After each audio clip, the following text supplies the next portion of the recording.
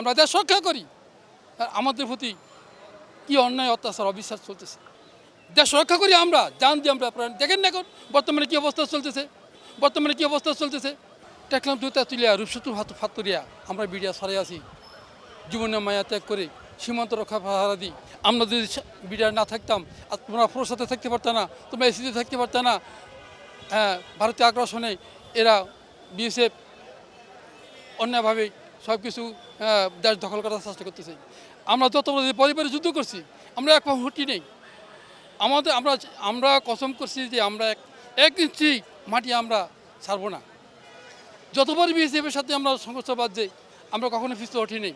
যত জায়গায় সংঘর্ষ হচ্ছে আমরা ইনশাল্লাহ বিডিআর অটল অবিচল ছিলাম। একটা মধ্যে তাতুরিয়া রূপসট্টি ফাতুরিয়া আমরা 24 ঘন্টায় আমরা পাহারা দিই, আমরা দেশ রক্ষা করি। আর আমাদের প্রতি কি অন্যায় অত্যাচার অবিশ্বাস চলতেছে।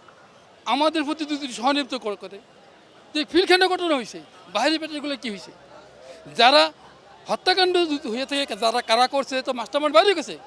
হ্যাঁ, এগুলো পরিকল্পিত হত্যা, কিন্তু আমরা কোনো বিদ্রোহ করিনি। কিন্তু আমাদেরকে বিদ্রোহী বলাইয়া আমাদের 18,520 জন লোক ছাড়াই করছে। মানে আমাদের প্রাণের দাবি মাননীয় প্রধানমন্ত্রীর কাছে, এই দেশবাসীর কাছে, আমরা দেখেন আমাদের ভিতরে তাকান। আমরা আমাদের চাকরি বহাল চাই, এবং যারা জেল হাজত আছে তাদের মুক্তি চাই। আমাদের দিকে তাকান, পরিকৃত হত্যা যারা করছে তাদের ন্যায় বিচার আমরা চাই, তাদের বিচার হোক, আমরা এটা চাই। কতবার তদন্ত, কতবার কি করতেছি, কিন্তু আমাদের প্রতি কেউ আমাদের পাশে দাঁড়াচ্ছে না।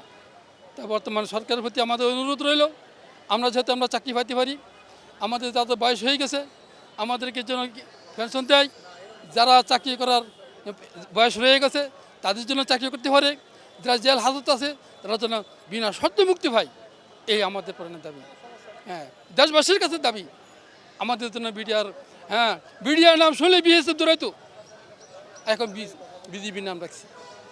জি, আবার পুনরায় জন্য বিডিআর নাম ধারণ করে আমরা যেন সীমান্তে আবার আগের মতো সীমান্ত প্রহরা দিতে পারি।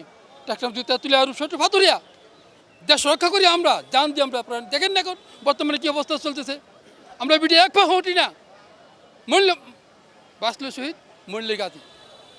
আমরা দেশ রক্ষার জন্য জান দিয়ে আমরা প্রাণ দিয়ে আমরা 24 আওয়ার্স আমরাই সবসময় সীমান্তে থাকি। হ্যাঁ, আর আমাদের প্রতি এত অন্যায় অবস্থা। অতএব দয়া করে এই মাননীয় প্রধানমন্ত্রীর কাছে আমাদের আকুল আবেদন, একটু দেখেন স্বাধীন তদন্ত গঠন করা হয়েছে।